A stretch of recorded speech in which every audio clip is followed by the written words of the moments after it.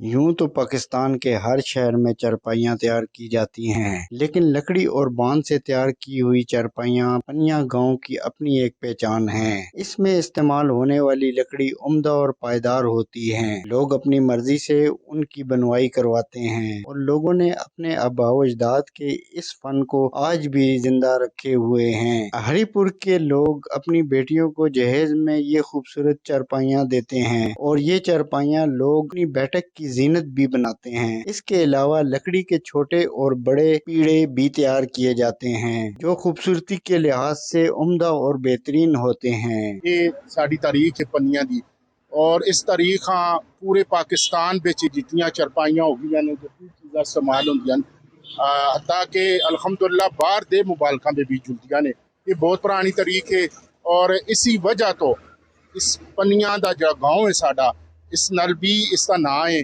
और अल्हम्दुलिल्लाह साडे गांव दी अपनी तारीख भी है वे।